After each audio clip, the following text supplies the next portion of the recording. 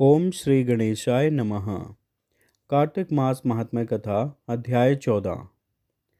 कार्तिक मास का आज लिखूं 14वां अध्याय। श्री हरि कृपा करें, श्रद्धा प्रेम बढ़ाएं। तब उसको इस प्रकार धर्म पूर्वक राज्य करते हुए देख देवता क्षुब्ध हो गए। उन्होंने देवादिदेव शंकर का मन में स्मरण करना आरंभ किया। तब भक्तों की कामना पूर्ण करने वाले शंकर ने नारद जी को बुलाकर देव कार्य की इच्छा से उनको वहां भेजा।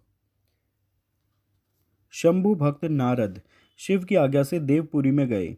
इंद्रादिक सभी देवता व्याकुल हो शीघ्रता से उठ नारद जी को उत्कंठा भरी दृष्टि से देखने लगे। अपने सब दुखों को कहकर उन्हें नष्ट करने की प्रार्थना की। तब नारद जी ने कहा, मैं सब कुछ जानता हूँ, इसलिए अब मैं दैत्यराज जलंधर के पास जा रहा हूँ। ऐसा कह नारद जी देवताओं को आश्वासित कर जलंधर की सभा में आए। जलंधर ने नारद जी के चरणों की पूजा कर हंसते हुए कहा, हे ब्राह्मण, कहिए आप कहाँ से आ रहे हैं, यहाँ कैसे आए हैं? मेरे योग्य जो सेवा हो उसकी आज्ञा दीजिए। नारद जी प्रसन्न होकर बोले, हे महाबुद्धिमान जलंधर, तुम धन्य हो। मैं स्वेच्छा से कैलाश पर्वत पर गया था, जहाँ 10,000 योजनों में कल्प वृक्ष का वन है। वहाँ मैंने सैकड़ों कामधेनुओं को विचरते हुए देखा तथा यह भी देखा कि वह चिंतामणि से प्रकाशित परम दिव्य अद्भुत और सब कुछ सुवर्णमय है। मैंने वहाँ पार्वती के साथ स्थित शंकर जी को भी देखा, जो सर्वांग सुंदर, गौरवर्ण, त्रिनेत्र और मस्तक पर चंद्रमा धारण किए हुए हैं। उन्हें देखकर मुझे बड़ा आश्चर्य हुआ कि इनके समान समृद्धिशाली त्रिलोकी में कोई है या नहीं। हे दैत्येंद्र, उसी समय मुझे तुम्हारी समृद्धि का स्मरण हो आया और उसे देखने की इच्छा से ही मैं तुम्हारे पास चला आया हूँ। यह सुन जलंधर को बड़ा हर्ष हुआ। उसने नारद जी को अपनी सब समृद्धि दिखला दी।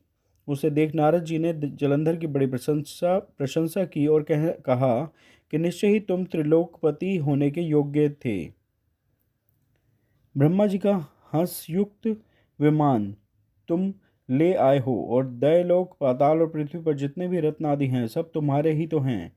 एरावत, उच्चैःश्रवा घोड़ा, कल्पवृक्ष और कुबेर की निधि भी तुम्हारे पास है।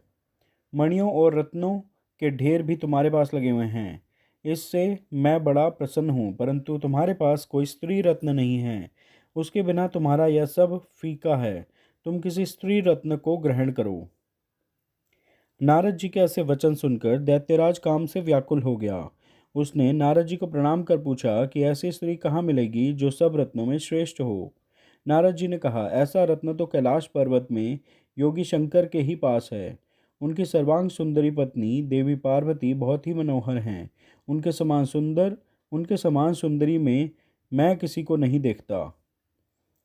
उनके उस रत्न की उपमा तीनों लोकों में कहीं नहीं है। देवऋषि उस दैत्य से ऐसा कहकर देव कार्य करने की इच्छा से आकाश मार्ग से चले गए। कार्तिक मास महात्म्य कथा अध्याय 14 पूर्ण हुआ। श्री कृष्ण गोविंद हरे मुरारी, हे नाथ नारायण वासुदेवा। श्री कृष्ण गोविंद हरे मुरारी, हे नाथ नारायण वासुदेवा। हे नाथ नारायण वासुदेवा, हे नाथ नारायण वासुदेवा। श्री कृष्ण गोविंद हरे मुरारी, हे नाथ नारायण वासुदेवा। श्री कृष्ण गोविंद हरे मुरारी, हे नाथ नारायण वासुदेवा।